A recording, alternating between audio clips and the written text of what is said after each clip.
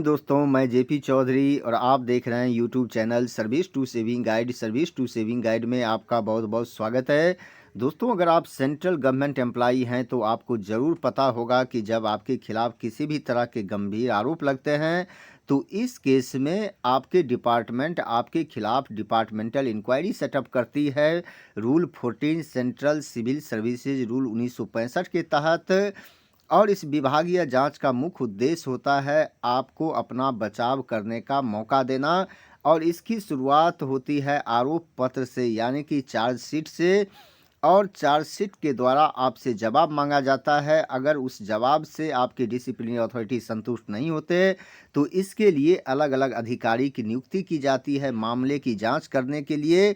और ये सब रेगुलर हियरिंग के दौरान होता है। तो इस वीडियो में मैं आपको बताने जा रहा हूँ कि disciplinary authority, inquiry officer, presenting officer, charge officer, defence assistant, prosecution witness, state witness या फिर डिफेंस विटनेस कौन होते हैं, इनका रोल क्या होता है। और इसी तरह जो अलग अलग इवेंट्स होते हैं रेगुलर हियरिंग के दौरान, जैसे कि examination in chief, cross examination, re examination, general examination, mandatory question, तो ये क्या होता है, इसका इम्पोर्टेंस क्या होता है। वैसे तो आप सुन के कन्फ्यूज हो गए होंगे, लेकिन हर एक चीज़ मैं आपको बताने जा रहा हूँ जो कि रेगुलर हियरिंग के दौरान होता है। आपका पूरा का पूरा कन्फ्यूजन दूर हो जाएगा। तो दोस्तों, वीडियो को आगे बढ़ाने से पहले मेरा एक रिक्वेस्ट है कि अगर अभी तक आपने मेरे चैनल को सब्सक्राइब नहीं किया है तो जल्दी से सब्सक्राइब करें। और वीडियो अच्छा लगे तो आप इसे ज़्यादा से ज़्यादा लाइक और शेयर ज़रूर करें। और साथ ही इस वीडियो को अंत तक जरूर देखें ताकि आपको पूरी जानकारी मिल सके। तो आइए बिना टाइम वेस्ट किए जानते हैं। सबसे पहले मैं आपको अलग अलग जो अधिकारी होते हैं इंक्वायरी में शामिल उसके बारे में बता देना चाहता हूं। जैसा कि आप यहां देख सकते हैं कि जो पहले डिसिप्लिनरी अथॉरिटी, जिसे शॉर्ट में डीए कहते हैं, और ये डिसिप्लिनरी अथॉरिटी वह अधिकारी होते हैं जो कि आपको विभागीय सज़ा दे सकती है। और जनरली डिसिप्लिनरी अथॉरिटी आपके अपॉइंटिंग अथॉरिटी होते हैं। और दूसरी तरफ आप खुद होते हैं जिसको चार्ज ऑफिसर कहा जाता है, आरोपित कर्मचारी या अधिकारी कहा जाता है, शॉर्ट में सीओ कहा जाता है। और डिसिप्लिनरी अथॉरिटी मामले की जांच करवाने के लिए इंक्वायरी ऑफिसर अपॉइंट करती है। यानी कि अगर वो खुद जांच करते हैं, खुद जांच तो कर सकते हैं, लेकिन अगर करते हैं तो उन पर पक्षपात का आरोप लग सकता है। इसीलिए डिसिप्लिनरी अथॉरिटी मामले की जांच करवाने के लिए एक अधिकारी की नियुक्ति करती है जिसे जांच अधिकारी या फिर आईओ कहते हैं। और इनका मुख्य रोल जो होता है वो जज की तरह होता है। यानी कि डिसिप्लिनरी अथॉरिटी और चार्ज ऑफिसर दोनों के लिए ये जज का काम करते हैं।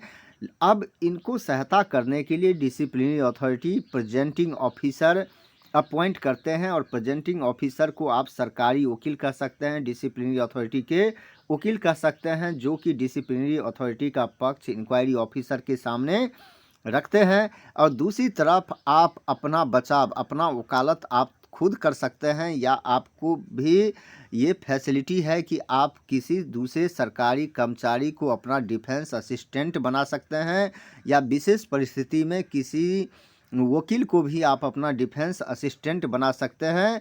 और ये डिफेंस असिस्टेंट आपके लिए वकील की तरह काम करता है। इसके बाद देख सकते हैं प्रोसिक्यूशन विटनेस, तो इसे आप सरकारी गवाह समझ सकते हैं। इसे आप सरकारी गवाह समझिए, यानी कि डिसिप्लिनरी अथॉरिटी के जो गवाह होते हैं उसको प्रोसिक्यूशन विटनेस कहा जाता है। और दूसरी तरफ आप जो गवाह बनाते हैं किसी अधिकारी को, किसी दूसरे आदमी को, उसे डिफेंस विटनेस कहा जाता है। तो अब मैं बता रहा हूं कि इन सब का रोल क्या होता है, आप तो समझ गए होंगे। अब जो अलग अलग इवेंट्स होते हैं और उससे एक दूसरे का संबंध क्या होता है उसके बारे में बता रहा हूं। तो सबसे पहले जो केस की शुरुआत होती है, डिसिप्लिनरी अथॉरिटी को अपना पक्ष रखना पड़ता है इंक्वायरी ऑफिसर के सामने। और जो आरोप साबित करने की कोशिश होती है वो दो तरह से, एक लिखित प्रमाण से और दूसरा मौखिक बयान से। तो जैसे लिखित प्रमाण जो होता है वो चार्जशीट के साथ ही डिसिप्लिनरी अथॉरिटी देते हैं चार्ज ऑफिसर को, और उसका एक कॉपी इंक्वायरी ऑफिसर के पास होता है और उसे रिकॉर्ड पर लिया जाता है। उसके बाद शुरू होती है बयान, यानी कि गवाह का बयान। तो प्रेजेंटिंग ऑफिसर सबसे पहले अपने गवाह से बयान दिलवाती है, जिसे आप प्रोसिक्यूशन विटनेस कहते हैं। और इनका जो बयान दिलवाया जाता है इंक्वायरी ऑफिसर और चार्ज ऑफिसर के सामने, उसे एग्जामिनेशन इन चीफ कहते हैं। और जब एग्जामिनेशन इन चीफ हो जाता है तो इसके बाद जो अपोजिट पार्टी होता है, तो इस केस में जैसे आप या आपका डिफेंस असिस्टेंट, इसके पास अधिकार होता है अब इसे क्रॉस एग्जामिनेशन करने की, यानी कि गवाह जो बयान दिया है वो कितना सही है या कितना झूठा है, या उसके बयान पर विश्वास किया जा सकता है या नहीं किया जा सकता है, ये साबित करने के लिए आप खुद या आपका डिफेंस असिस्टेंट इससे क्रॉस एग्जामिनेशन करते हैं। लेकिन जब क्रॉस एग्जामिनेशन खत्म हो जाता है और प्रेजेंटिंग ऑफिसर को लगता है कि कुछ और बयान दिलवाना है, तो इसके लिए इंक्वायरी ऑफिसर के परमिशन से अपने गवाह से कुछ और क्वेश्चन पूछ सकती है, कुछ और बयान दिलवा सकती है, जिसे कहा जाता है री एग्जामिनेशन। और री एग्जामिनेशन होने के बाद अगर आप चाहें या फिर इंक्वायरी ऑफिसर आपको अनुमति देती है, तो आप फिर इससे पूछ सकते हैं, इस गवाह से, उस पॉइंट पर जिस पर री एग्जामिनेशन किया गया है उसे, यानी कि फिर आप क्रॉस एग्जामिनेशन कर सकते हैं। अगर ऐसी अनुमति नहीं होती है या आप नहीं करते हैं तो डिसिप्लिनरी अथॉरिटी का केस क्लोज हो जाता है। अब शुरू होता है आपका केस, यानी कि चार्ज ऑफिसर का केस शुरू होता है। अब इसी तरह आप खुद भी सबसे पहले आप अपने गवाह से बयान दिलवाते हैं अपने फेवर में, और उसको कहा जाता है एग्जामिनेशन इन चीफ।